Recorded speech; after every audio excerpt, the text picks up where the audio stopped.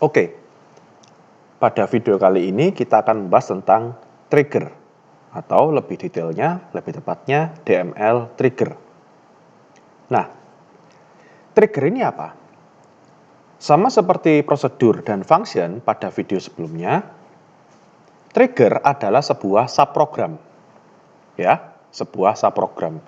Bedanya, kalau prosedur dan function harus Anda panggil lebih dulu, baru bisa berjalan, baru bisa Anda gunakan. Nah, trigger akan berjalan secara otomatis. Jika ya, kondisinya terpenuhi. Jadi, prosedur function Anda harus panggil dulu. Kalau trigger, ini bisa berjalan otomatis, asal kondisinya terpenuhi. Nah, tadi saya sudah menyebutkan, kita akan membahas tentang DML trigger. DML ini apa? DML ini data manipulation language. Nah, DML trigger ini ya memiliki dua buah sifat yang umum. Pertama, DML trigger akan terpasang pada sebuah tabel. Nah, biasanya kondisi yang memicu DML trigger ini berjalan itu ada pada sebuah tabel kondisinya. Nah, poin kedua, dia terpasang pada sebuah tabel dan kondisinya apa yang memicu? Nah, karena namanya adalah DML trigger, maka kondisinya adalah perintah DML, perintah data manipulation language. Apa saja? DML itu tentu saja insert, update, delete. Select enggak ya? Kalau select tidak. Tiga ini, insert, update, dan delete. Nah, trigger terpasang pada sebuah tabel, lalu akan berjalan ketika pada tabel tersebut terjadi apa? Terjadi insert, update, maupun delete. Nah, lalu trigger ini sendiri fungsinya apa? Kalau kemarin function, proses-proses yang menghasilkan sebuah nilai, menghitung sesuatu, itu cocok masuk function. Prosedur adalah proses-proses yang tidak menghasilkan nilai. Seperti apa? DML itu sendiri. Ya, insert, update, delete tidak menghasilkan nilai, tapi melakukan sesuatu. Nah, kalau trigger ini apa yang cocok? Nah, proses yang cocok dimasukkan ke dalam trigger adalah yang sederhana ya. Pertama adalah untuk membuat log atau untuk membuat catatan log ya, log. Nah, jadi ketika terjadi sebuah DML pada tabel akan ada sebuah log yang muncul. Oh, data ini masuk. Oh, data ini dihapus. Oh, data ini dirubah. Seperti itu. Itu yang pertama. Yang kedua adalah begini. Kita tahu pada sebuah tabel terdapat constraint check. Nah, tapi tidak semua kondisi, tidak semua pemeriksaan bisa kita masukkan ke constraint check. Nah, kondisi-kondisi pemeriksaan yang tidak bisa kita masukkan ke constraint check, bisa kita masukkan ke dalamnya trigger. Nah, oke. Sekarang saya akan tunjukkan contoh trigger yang sederhana. Pertama, saya mau membuat trigger. Ya, trigger. Untuk apa? Untuk menampilkan notifikasi, untuk mengeluarkan notifikasi. Setelah data dosen masuk atau setelah data dosen tersimpan. Ya. Kalau Anda menggunakan SQL Plus, pesan yang muncul biasanya kan seperti ini, one row created, one row deleted, one row updated, seperti itu ya. Nah, di sini kita akan buat sendiri, kita buat custom notifikasinya. Ya. Jadi setelah kita berhasil memasukkan data ke tabel dosen, ya, trigger itu menampilkan notifikasinya. Oke, lalu seperti apa sintaksnya? Pertama-tama kita buat dulu create or replace, sama seperti function dan prosedur. Lalu kita membuat trigger kan? Jangan lupa trigger. Lalu namanya, saya pakai nama trins dosen. Nah, sekarang kita setting kapan trigger ini akan berjalan. Nah, tadi kondisinya apa yang membuat trigger ini berjalan. Nah, kondisinya sendiri tadi tertulisnya apa? Setelah data dosen tersimpan. Nah, setelah data dosen tersimpan berarti kita ambil sederhana saja pada saat terjadi insert, pada saat sebuah insert berhasil. Nah, data dosen tersimpan berarti setelah berhasil insert pada tabel dosen. Ya, data dosen tersimpan berarti kan tabelnya apa? Tabelnya dosen. Tersimpan berarti kita ngomong sederhana saja insert. Sebenarnya update pun bisa. Tapi ini saya buat saja insert sederhana. Lalu karena kita mau notifikasinya muncul setelah setelah datanya masuk, setelah datanya berhasil masuk, maka kita tambahkan timingnya. Kita tambahkan sebuah timingnya. Timingnya apa? After. Nah, berarti trigger TRENS dosen ini akan berjalan setelah perintah insert pada tabel dosen. Ya, TRENS dosen ini akan berjalan setelah after perintah insert pada tabel dosen. Nah, berikutnya saya tambahkan sebuah keyword lagi, for each row. Apa maksudnya for each row? Begini, ketika kita memasukkan data, kita bisa memasukkan lebih dari satu sekaligus. Ketika kita mengubah data, kita bisa mengubah lebih dari satu. Ketika kita menghapus data, kita bisa menghapus lebih dari satu. Nah, kalau for each row ini tidak dimasukkan, tidak diketikkan seperti ini, kita tidak menyebutkan, maksudnya ya, tidak menyebutkan for each row, apa yang terjadi? Hanya data yang paling pertama saja yang akan menjalankan triggernya. Saya ulang lagi, hanya data yang paling pertama saja yang akan menjalankan triggernya. Nah, kalau pemisahan masuknya banyak, berarti yang lain tidak akan menjalankan trigger. Kalau dihapusnya banyak, yang lain tidak akan menjalankan trigger. Hanya yang pertama saja. Nah, dengan kata kunci for each row ini, ya, maka jika insert Anda berhasil memasukkan 10 data, misal, maka triggernya akan berjalan 10 kali. Jika DML Anda menghapus 5 data, maka triggernya akan berjalan 5 kali. Jika query Anda mengupdate 3 data, maka triggernya akan berjalan 3 kali. Ya. Saya ulang lagi, jika for each row ini Anda masukkan, ya, Anda masukkan dalam trigger, cek trigger Anda memasukkan berapa data, misal 10 data, maka triggernya akan saya ulang lagi, query Anda memasukkan berapa data? Oh, memasukkannya 10 data, maka triggernya akan berjalan 10 kali. Kalau for each row-nya dihapus, yang terjadi apa? Triggernya hanya berjalan 1 kali saja. Aman yang mana? Ya tentu saja aman yang for each row. Menjalankan untuk semua data yang berhasil dimasukkan for each row. Nah, kalau sudah, kita mulai bisa masuk ke prosesnya, begin dan end. Nah, seperti yang Anda lihat, tidak ada is di sini, tidak ada is-nya. Bagaimana kalau nanti perlu variabel? Nah, akan ada waktunya, saya tunjukkan. For each row, begin, end. Nah, sekarang dalamnya apa? Sederhana saja, dbms, output, put line, data dosen sudah tersimpan.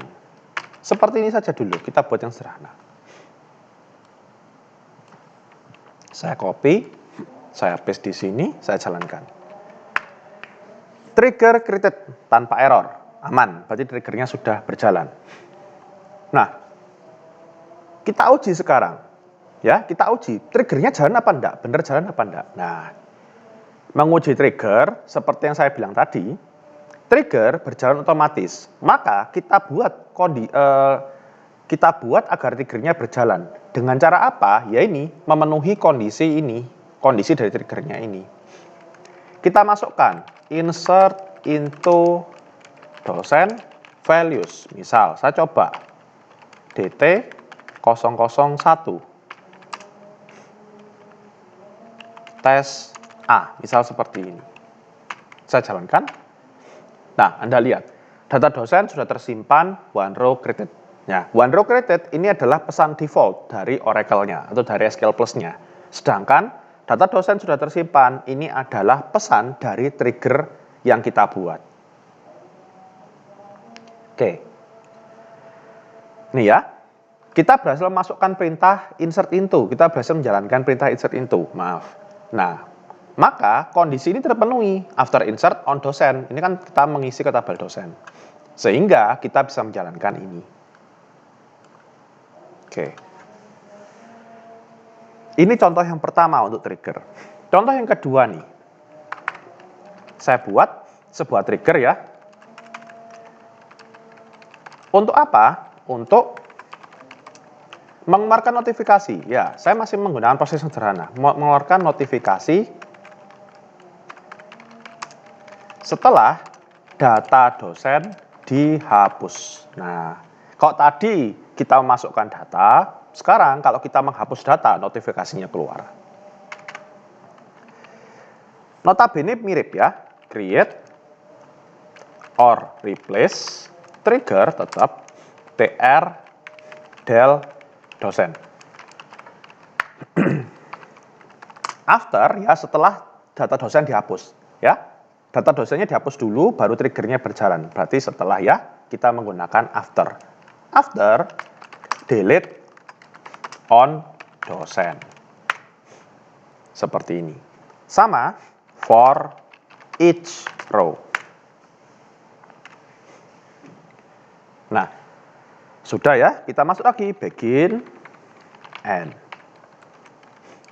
DBMS output put line data dosen sudah terhapus. Seperti ini. Saya copy, saya jalankan di SQL Plus. Trigger created. Nah, trigger created sudah berhasil kita buat. Nah, kita uji sekarang. Kalau tadi kan kondisinya after insert, sekarang kondisinya after delete. Maka kita hapus data dosennya. Delete from dosen where. Nah, tadi kan saya masukkan data tuh DT01 where NID sama dengan DT001. Enter. Nah, data dosen sudah terhapus. Ya, data dosen sudah terhapus. Yang atas, data dosen sudah terhapus ini adalah hasil trigger kita yang after delete. Yang bawah itu adalah pesan bawaan dari SQL Plus-nya. Oke. Nah, sebagai contoh terakhir, untuk pengantar trigger, ini masih pengantar awal ya, karena masih akan ada video lanjutannya. Nah, saya mau menunjukkan seperti ini. Anda lihat dua trigger yang sudah kita buat. After insert dan after delete. Nah, dua trigger ini sama-sama menggunakan timing apa? Menggunakan timing after. Tabelnya juga sama, dosen. Nah, kalau kita memiliki dua trigger, misal ya, kita memiliki dua atau lebih trigger, ya, timingnya sama, after semua. Atau kalau timing satu lagi apa? Alternatif timing lainnya, before, sebelum dan sesudah. After, sesudah, before, sebelum. Nah, di sini dua-duanya menggunakan after, tabelnya juga sama. Maka kita bisa menggabungkan dua trigger ini. Ya, kita bisa menggabungkan dua trigger ini. Jadi, kita punya satu trigger saja, tapi jika menghapus, notifikasi keluar. Jika mengisi, memasukkan data, notifikasi juga keluar. trigger ya untuk mengeluarkan notifikasi pada saat data dosen berhasil masuk atau dihapus. Nah, trigger yang menggabungkan dua trigger sebelumnya. Nah, agar trigger yang terakhir ini bisa berjalan, pertama-tama saya hapus dulu trigger yang sudah saya buat sebelumnya. Drop, kalau kita buatnya pakai create, maka kita hapusnya pakai drop. Drop trigger tr del dosen. Drop trigger tr ins dosen. Nah, sudah ke drop semua kan? Sekarang kita buat create or replace trigger tr notif dosen after ya, karena sama-sama menggunakan after, timingnya sama-sama after, lalu kita tuliskan kondisinya insert or, nah insert or delete. Setelah insert atau delete. Pada tabel apa? On dosen. Seperti ini. For each row. Begin dan end. Nah, sekarang di proses triggernya kita sedikit akali. Akali gimana? Kalau yang proses yang terjadi adalah insert, kalau prosesnya memasukkan data, keluar notifikasi, data tersimpan. Tapi kalau prosesnya menghapus data, keluar notifikasi, data terhapus.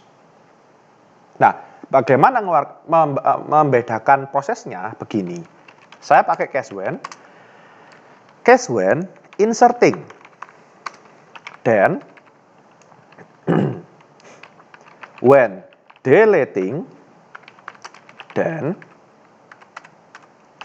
and this. Nah, seperti ini.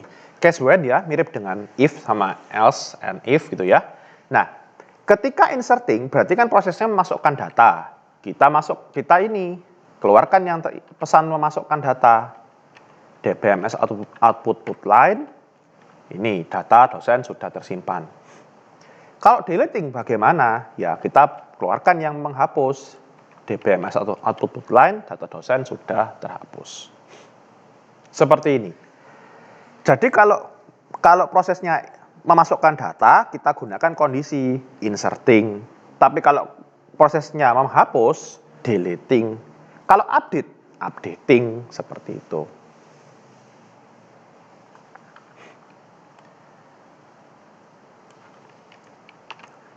Saya copy ya. Saya masukkan sini. Jalankan. Trigger created masih aman ya, karena ini memang prosesnya tidak kompleks. Sekarang kita uji. Saya coba masukkan dulu. Ini ya, seperti yang Anda lihat, trigger yang pertama dan kedua sudah hilang. Yang ada hanya trigger ini saja. TR notif dosen. Nah, sekarang saya masukkan. Saya coba uji TR notif dosennya. Insert into dosen, values. Tadi DT ya, DT 002, tadi 001 sudah ya. Tes B. Ups. Kita lihat, jalan nggak? Keluar nggak tulisan data dosen tersimpannya? Oh, keluar. Sudah bisa keluar. Berarti apa? TR notif dosen untuk yang insertingnya sudah berjalan normal. Kita uji lagi sekarang. Delete from dosen where NID sama dengan DT min 002. Data dosen sudah terhapus, berarti untuk deletingnya pun juga sudah jalan. Oke. Jadi ini pengantar awal trigger ya, video ini adalah pengantar awal untuk trigger, masih akan ada video lanjutannya. Nah, seperti Anda lihat, trigger ini berbeda dengan prosedur dan function. Saya tidak sama sekali memanggil nama triggernya. Saya hanya memenuhi kondisi dari triggernya, ya. After insert, before insert, update delete. Nah, on tabelnya juga apa? Nah, saya memenuhi kondisinya, triggernya akan berjalan secara otomatis. Itu yang pertama. Lalu, kalau dua buah trigger, misal dua atau lebih trigger, memiliki timing yang sama. Timing itu apa? After, kalau di contoh ini. Lalu, berikutnya, dipasang pada tabel yang sama. Dua trigger yang tadi kita buat, dipasang pada tabel dosen. Nah, timingnya sama, tabelnya sama, maka triggernya bisa kita gabungkan.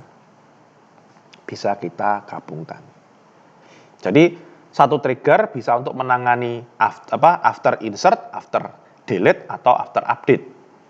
Satu trigger bisa menangani before insert, before update, before delete. Dengan tentu saja, saya ulang lagi, tabelnya harus sama. Kalau tabelnya dosen semua ya sudah, bisa. Kalau tabelnya ternyata beda-beda, ya triggernya harus sendiri-sendiri. Nah, lalu muncul pertanyaan nih. Kita di sini hanya melakukan notifikasi, hanya mengeluarkan notifikasi saja. Nah, bagaimana kalau datanya kita perlukan? Nah, pertanyaan itu akan dijawab pada video berikutnya. Oke, sampai di sini dulu materi untuk pengantar trigger. Terima kasih atas perhatiannya, dan sampai jumpa pada video berikutnya.